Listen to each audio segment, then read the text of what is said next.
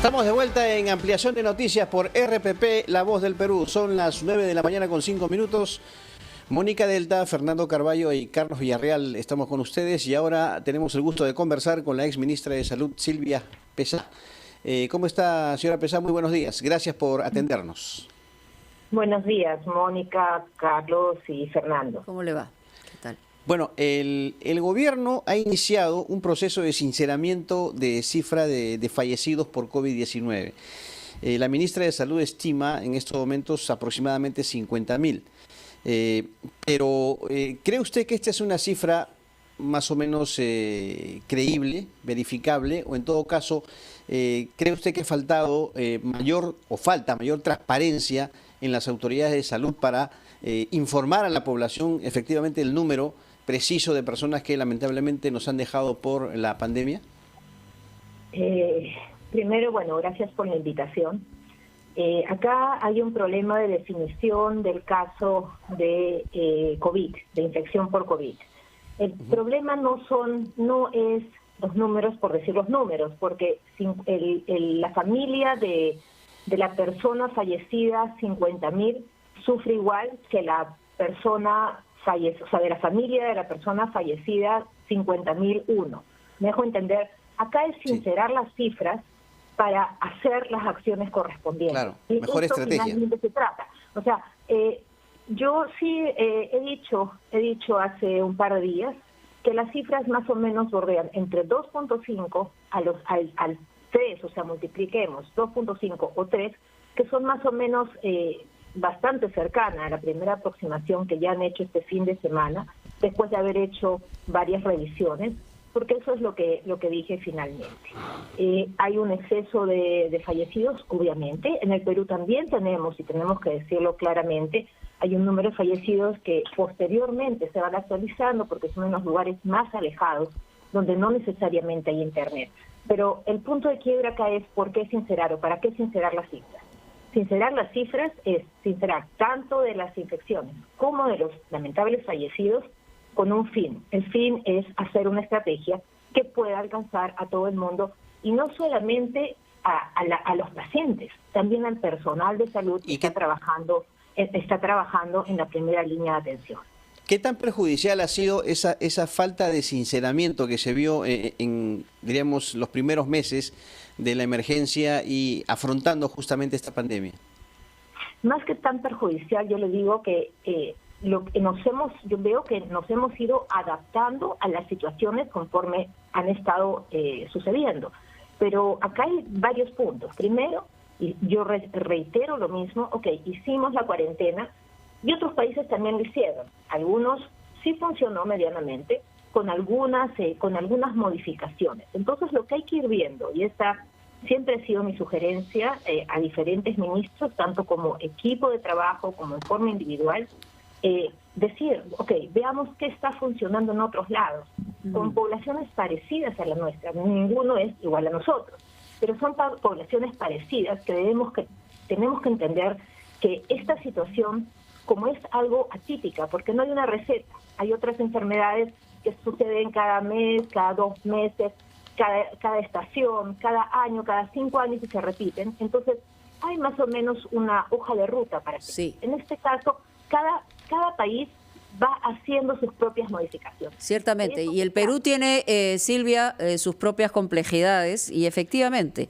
si hablamos del sinceramiento de las cifras, si hablamos de más de 50.000, más allá de los números, quiere decir que el Perú se coloca en la mayor cantidad de muertes por millón de habitantes en el planeta. Entonces, quiere decir que algo mal estamos haciendo después de 5 meses. La entrada de la nueva ministra de Salud, Pilar Mazzetti, ha empezado justamente por este sinceramiento de cifras que todavía no llega al número exacto, pero lo que se requiere es un cambio de estrategia. ¿Por dónde debe ir este cambio de estrategia? Se habla de estrategias comunitarias, de organización de líderes, de personas más cercanas, de donde el Estado no llega, pero digamos, ¿a dónde se centra este cambio de estrategia? Claro, pero lo primero que quiero hacer, Mónica, es felicitar porque sí veo que hay una acción para el cambio. Y te lo digo porque he visto que hoy, a la mañana, en las normas legales han nombrado al doctor Luis Suárez, como viceministro de Salud Pública. Y eso significa que sí va a haber un cambio de estrategia. ¿Y por qué te lo digo? O por lo menos se está pensando para eso. Porque el doctor Suárez es un epidemiólogo experimentado, es una persona que sabe de estrategias, sabe de focalización, sabe de cerco epidemiológico y no es alguien de improvisado.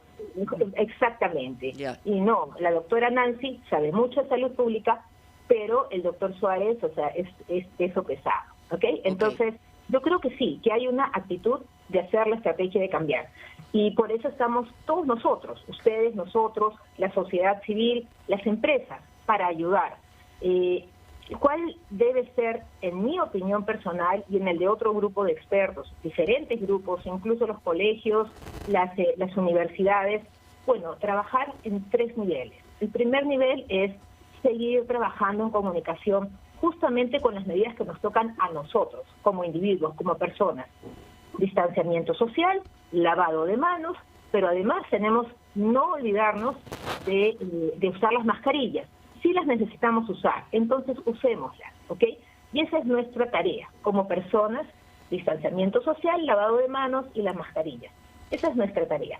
Hay una tarea del Estado y tenemos que ver hacia adelante, porque hacia atrás ya sabemos lo que ha pasado. Entonces, ¿qué tenemos que garantizar? 2 cosas básicamente. Hacer el seguimiento de los casos. Y por eso digo que este cerco epidemiológico, que lo hemos hecho en otras enfermedades, claro, que es más complicado logísticamente, porque no tenemos 100, 200, 500 pacientes. Tenemos 2.000, 3.000, 5.000 personas. Entonces, es complicado, no es sencillo. Logísticamente es engorroso. Pero estoy segura que ahora sí, con la dirección del doctor Suárez, se va a poder mantener esto. Ups, ¿qué pasó? Sí, Fernando, sí. Sí, no hay problema. Entonces, eso es por un lado. Pero por el otro lado, hay que empezar a pensar también a futuro. Y eso no nos podemos olvidar, a presente y a futuro. Te voy a dar un ejemplo. Los pacientes por COVID, ¿ok? Estos pacientes necesitan, por ejemplo, rehabilitación. Ya hemos analizado las cifras de cuántos servicios o sí, porque las secuelas son graves, en realidad. Exactamente. Entonces, eso no lo podemos hacer de acá a 6 meses. Ya tenemos pacientes que se han recuperado. Pero que se han recuperado, ¿qué significa? Significa que, gracias a Dios, no están internados y no han fallecido. Pero no significa que estén al 100% operativos. Programas de salud mental. ¿Por eso correspondería a quién? ¿Al comando COVID? No, ya corresponde al Ministerio de Salud, al Viceministerio de Salud Pública. Por eso te estoy diciendo, tenemos que pensar ya ahora. O sea, no estoy hablando ni siquiera a 3, 4, 5 meses, ahora mismo. Hay otros temas, pero, por ejemplo, salud mental es un tema fundamental. La gente, solamente para que tengan una idea, el personal de salud que ha atendido durante estos 5 meses, mira, con compañeros, con amigos, con familiares, con hermanos que han fallecido en sus brazos. ¿No crees que necesitan un programa especial para que los apoyen? Por supuesto que sí, y vamos ahora a la comunidad. La gente que ha perdido a sus vecinos, a sus amigos, a sus familiares. Tenemos que pensar en un programa de salud mental organizado, independientemente de que nuestros centros de salud mental comunitario ya estén trabajando, no te digo al 100%, pero la mayoría están trabajando. Ya tenemos un plan, o sea, ya tenemos que ponernos no solamente en la emergencia, sino en la emergencia y además en lo que está sucediendo ahora. Por otro lado, ya tenemos listos todos los insumos que se necesitan, no solamente los EPPs que son fundamentales, sino que estamos hablando de otros insumos que son necesarios para cuidados intensivos y que faltan en la mayoría de las regiones. O sea, estamos hablando de una serie de cosas que eso es el ahora. Yo ni siquiera te estoy hablando del pasado. No tuvimos. Ya tenemos, fantástico. Bueno, que no nos falte. No va a pasar nada si compramos un poco más de EPPs, si compramos un poco más de los medicamentos que se necesitan para cuidados intensivos. No pasa nada. Duran entre 3 a 5 años. Me dejo entender, es una cuestión de planificación. Entonces, Señora Pesa, disculpe que debamos ir a una pausa. Quisiera de todas maneras dejarle planteada una pregunta en base también a su experiencia, no solo como ministra, sino de directora de epidemiología del Hospital Cayetano Heredia, que fue usted antes. ¿Qué ha pasado con el oxígeno? ¿Por qué estábamos tan mal equipados con un material que en principio es fácil de producir? Nos lo explica, por favor, después de una breve pausa.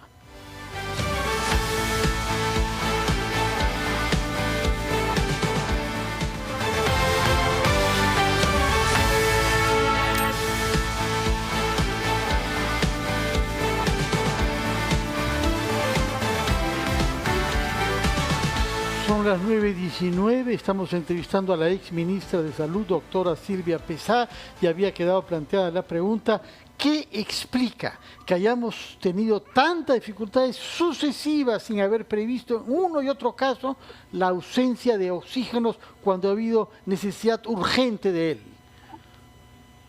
Sí, esto funciona así. El oxígeno, obviamente que es un elemento vital, y que todos los hospitales nuevos, o sea, la mayoría de hospitales muy nuevos, tienen una planta de oxígeno de X cantidad de litros para el volumen del hospital, ¿ok? Hay una planificación anual que se hace prolijamente para la cantidad de oxígeno que se necesita por año para ese hospital en una demanda regular.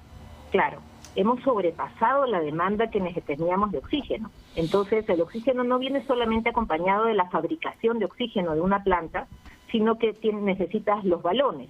Sin balón a veces necesitas en emergencias, no tienes las líneas de oxígeno, pero tienes los balones y con eso se administra el oxígeno a los pacientes. ¿Qué ha pasado? Un poco sí, de falta de planificación, no podemos negarlo, y no tampoco, ¿no es cierto? Pero otro es, yo creo que nos hemos restringido a 2 puntos, y uno ha sido que el oxígeno medicinal puede darse con menos del 98% de pureza. Sin embargo... ¿Y por qué es tan difícil cambiar eso? Porque en realidad se ha hablado de ese tema, se habló que en otro momento, en otro contexto, digamos, se exigía 99%, y ahora lo que dicen los médicos es que con 95% estaríamos para responder, y que no es tan complicado, digamos, pasar del oxígeno industrial al oxígeno medicinal. Mira, yo no soy una experta en oxígeno industrial a medicinal, tengo que decirte, por lo poco que he leído. Entiendo que no es una resolución de ahora esa, si no me equivoco es del 2016 sí, o 2017 de la OMS, que sugiere justamente por estas escasez del oxígeno del 98 para arriba, poder hacer esta concesión, y que no hace ninguna afección a la salud si tienes un porcentaje que es incluso mucho menor. Hay un documento del IETSI, que es el Centro de Investigaciones para la Evidencia de Salud, que también documenta. Recuerdo que en la época de la ministra García se trató de hacer ese cambio, pero para hacer este cambio, y eso también hay que decirlo, hay una serie de insumos que son esenciales, y el oxígeno está dentro de esto, dentro de un petitorio de medicamentos esenciales, que es algo que se llama el PENUME. La gente del PENUME tiene como regular sentarse cada año deberían sentarse, pero en realidad se sientan cada año y medio a 2 años, y es un grupo de expertos que revisan cada uno de los medicamentos, si tienes que cambiar la indicación, si tienes que cambiar el porcentaje, si puedes cambiar, y lo hacen de acuerdo a la evidencia.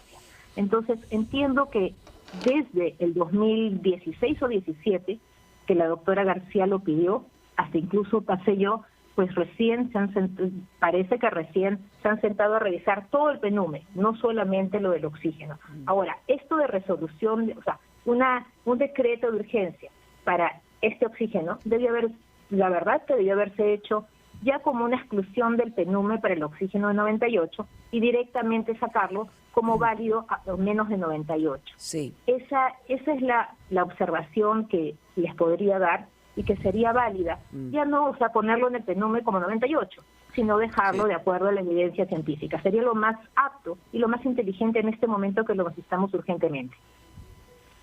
Señora Pezá, ¿cómo analiza usted como ex ministra de Salud esta intención, este propósito del Ejecutivo de un sistema integrado de salud, ¿no?, que abarque diferentes niveles y estamentos? Uno de los grandes problemas ha sido en esta etapa de emergencia el acceso de la gente a los servicios. La gente lamentablemente se está muriendo en las calles o en sus casas porque no tiene forma de llegar a un hospital, a una cama UCI. Pero se han planteado alternativas. El objetivo es el mismo: tener un sistema de salud integrado en todos sus niveles. ¿Cómo analiza usted esta situación, y si es que han habido avances, diríamos, coherentes en torno a este objetivo? Creo que primero debemos ordenar la casa. La casa debe ser ordenada dentro del Ministerio de Salud primero, para poder hacerla después con otras instancias. ¿Y dónde está el mayor desorden? Sí. Es que imagínense, nosotros tenemos que poder incluso dentro del Ministerio de Salud saber qué referencias y contrarreferencias. Lima no es el ombligo del mundo, lo siento. Entonces, desde Lima a otras regiones, hay hospitales nuevos en otras regiones, hay que capacitar al personal, hay que ordenarnos dentro de nosotros. Una vez que nos hemos podido ordenar, una vez que hemos sincerado el per cápita del Seguro Integral de Salud, y les estoy diciendo sincerado, eso significa incrementar de acuerdo a las necesidades de la población, más aún ahora hablando de que va a haber un aseguramiento universal. Aseguramiento universal no quiere decir que todos nos vamos a ir a todos los lugares, no funciona así. Aseguramiento universal quiere decir que el que no tiene cobertura la va a tener, fantástico, pero eso tiene también un costo. Y todos estos parámetros que les estoy diciendo hay que sincerarlos. Una vez sincerado eso, lo que hay que hacer, recuerden que es algo que nos descuentan a todos los trabajadores todos los meses de nuestra planilla.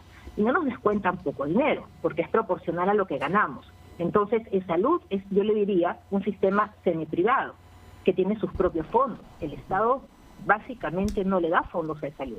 Para hacer un intercambio prestacional, ¿qué significaría? Porque no es que todos van a ser iguales a todos.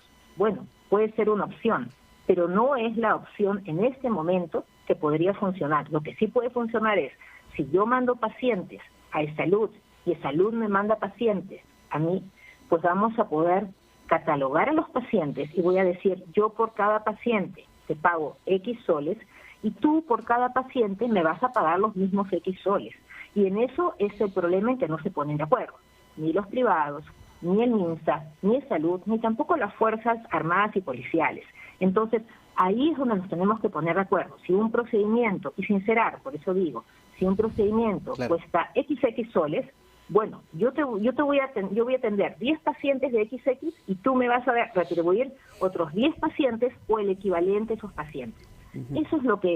Ese es el proceso tan complicado. Y claro, el problema está en que obviamente no se pueden licuar los presupuestos de un sistema como el de salud con el del Ministerio de Salud, porque eso, digamos, históricamente y mirando en retrospectiva, ya nos ha traído muy malas experiencias. Por eso, cuando se habla de un sistema integral de salud, debería hablarse mejor de una alianza en el sistema de salud para poder responder mejor ante situaciones de este tipo. Pero la pregunta que yo quería hacerle, y antes la hemos hecho a través de Carlos también, es, ha dicho la ministra de Salud que evalúa la posibilidad de regresar a las restricciones más severas e incluso a la inamovilidad el domingo. En la circunstancia en la que estamos, ¿esa sería una recomendación también suya o no? Los voy a poner así. No voy a dar el ejemplo de Perú porque me van a decir, estás mirando todo negativo. No, voy a poner el ejemplo de Costa Rica. Costa Rica es un pequeño país, muy pequeñito, de un lado a otro. Te puedes ir, en 4 horas llegas de una costa a la otra, del Atlántico al Pacífico. Un sistema de salud sumamente sólido, una sociedad sumamente organizada. Estuvieron en cuarentena, han salido de la cuarentena y ahora quisieron regresar a la cuarentena. Volvieron a poner cuarentena. No ha funcionado. Entonces, si no ha funcionado, tenemos que empezar a buscar, y siempre les digo, salir de la caja, empezar a buscar otras opciones. Pero ¿cómo salimos de la caja? Pues, ¿cuáles son esas otras opciones? Porque sí hay que mirar al Perú, más allá de lo que puedan percibir o no. Usted ha tenido experiencia, digamos, también en el sector público. Entonces, yo creo que la ayuda es cómo salimos de la caja. Mira, algunas opciones que ya te di es, empecemos por la estrategia. ¿Cuánto tenemos que hacer? ¿Acaso tenemos, porque yo esa respuesta no la tengo, por ahí ustedes sí la tienen, ¿acaso tenemos una evaluación de la data, distrito por distrito? ¿Qué está pasando? Porque no va a ser lo mismo lo que está pasando en Espinar en este momento, en términos de COVID te estoy hablando, de nada más, que lo que está pasando en la misma ciudad de Arequipa, y lo que está pasando en Lima, en el distrito de San Borja, que en el distrito de San Isidro. ¿Y qué estrategias? Por eso yo recomiendo, ¿qué estrategias sí han funcionado de acuerdo a las características de cada lugar? La data exacta, con eso se hace la mejor política. Encerrarnos de nuevo va a ser muy complicado, porque la gente tiene que salir a comer. Claro, cuando nos encerramos, y también en su momento, no en los medios, pero lo sugerí, debimos haber tenido la previsión no solamente de encerrarnos, darnos el tratamiento que después se hizo, pero además veníamos a chequear, que también después se hizo, pero mucho después, darnos la canasta, como están haciendo en este momento la sociedad civil y la iglesia y el mismo MINSA en Arequipa, con una canasta para una semana para que la gente se pueda quedar en su casa y además anotando si es que recibieron o no el bono. Entonces, con eso, si no recibieron el bono, inmediatamente se les está entregando la semana. ¿Te das cuenta? O sea, todo organizado. Y por eso sí apelo a que el Ministerio de Salud en particular, por favor, abra las puertas a la sociedad civil y a las empresas. Hay mucha gente que quiere apoyar desinteresadamente, no hay que ver a todos como malos o como el cupo. Pero eso no creo que sea la mirada de la propia ministra Massetti, ¿no? Al contrario, yo creo que es una mirada más abierta, incluso que la anterior gestión. Bueno, definitivamente la ministra Massetti está haciendo muchos esfuerzos y me consta, pero a veces hay que decir las cosas, Mónica, porque lo que no se dice, a veces si escuchamos 4 o 5 cosas que son válidas, las podemos tomar. Y como ministros a veces estamos muy enfrascados en todo lo que está pasando y en este momento es una desgracia muy grande y todos lo sabemos. De acuerdo. Entonces, dar sugerencias, que no es para nada algo que sea descomunal, y que podemos sentarnos todos en la mesa, que se puede demostrar que se puede hacer. Y yo tengo el mejor ejemplo. En este momento, te lo digo porque he apoyado a la Cámara de Comercio de Arequipa, a la gente de la Cámara de Comercio de Arequipa. Y no será espectacular. Y no hemos hecho un montón de cierre de problemas que tenemos, pero se ha ido ordenando incluso los establecimientos de salud de atención primaria. Se le está entregando el EPP a la gente que trabaja en el primer nivel de atención. Hay una serie de actividades que se ha hecho conjuntamente y que están funcionando. Perfecto. La iglesia está apoyando. Hagamos eso, se puede hacer. Le agradecemos muchísimo su tiempo en Ampliación de Noticias a Silvia Pesá, exministra de Salud, por estar con nosotros aquí en RPP, La Voz del Perú. Vamos a una pausa y regresamos.